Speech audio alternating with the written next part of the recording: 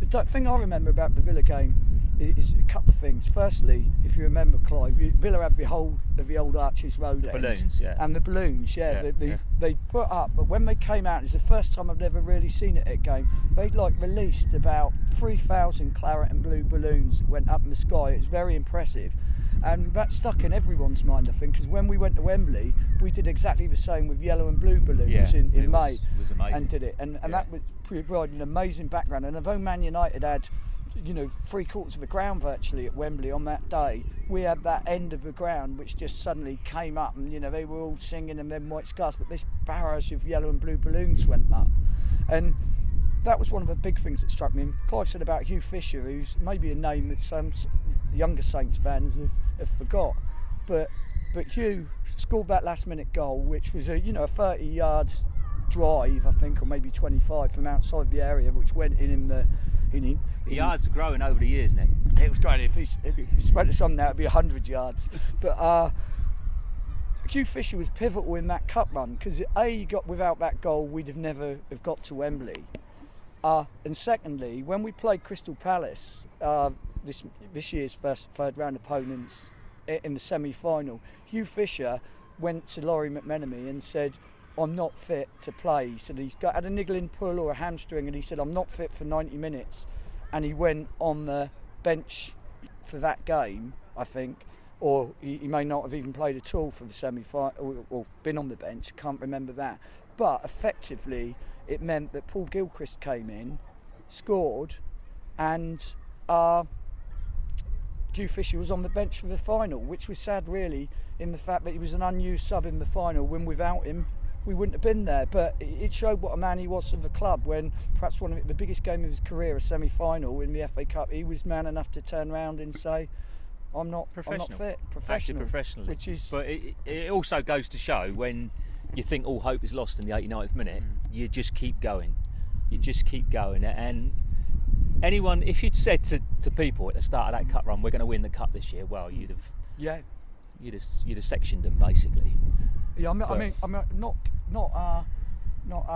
to do with that cup game, but if you remember when they gave out vouchers that year, as they did do, it was a poor game. You want to explain what vouchers are? Yeah, back in the old days, the gates where you used to go in to watch football used to have a turnstile there with a man on it who took money off you. I know this is an alien concept in these days, but the man, you'd pay your money and in you go. The only season tickets you could get at the Dell back then were in the stands. You couldn't have a terrace season ticket. And so once a year, the club would choose a game which was not expected to be well attended, and hand out these vouchers, which would give you priority for important games. And shortly after the Villa game, I think it might have been Oldham at home or something, they gave out these vouchers, and it wasn't a great performance. And as you went out, the terrace was littered with people who had thrown down their voucher in disgust, a bit like today's modern go on to Facebook or tweet, but you have a rant, but you never come again. The protest then was they threw down their voucher in disgust, which cost them people dearly when it came to going to Wembley 4 months later. Yeah. Here endeth the history lesson. Stick with it. Yeah, stick with it. We might not feel great about tomorrow's game, but you just memories like that. Really, I wish the players could hear it. Really, because you never know when it's going to be your year. No, you never know when it's going to be your year. Cup games, cup games were always great. Cup games were always the biggest of the year. Funnily enough, you could play a team in the league and get 20,000. You play them in the cup, you get 27,000. Yeah. Because especially the away games. And the real thing was the away following, wasn't it? The away following. It's good to see Palace have sold 4,500 tickets here tomorrow. I mean, I'm not one of these that said they should be given 3,000 in that. If there's an empty seat, fill it.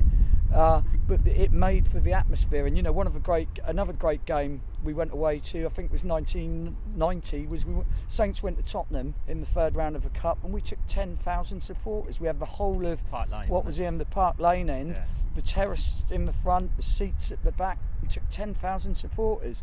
Now, if you went, they give you 3,500 tickets, and that's what's at 50 quid a time. At 50 quid a time, yeah. I can't remember what it was in 1990, no. But that's what's we've spoken in other interviews about the magic of the cup being diluted, But half of that is because the supporters don't get to go anymore.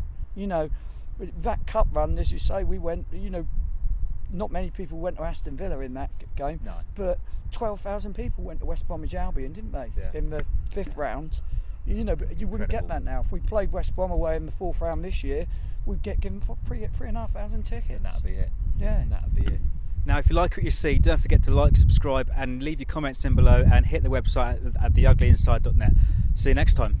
Hello, and welcome to the very first episode of the brand new video channel for The Ugly Inside. And I'm joined by two of the founding members who collectively have been giving Saints fans a voice since 1988. I'm joined by Nick and Clive.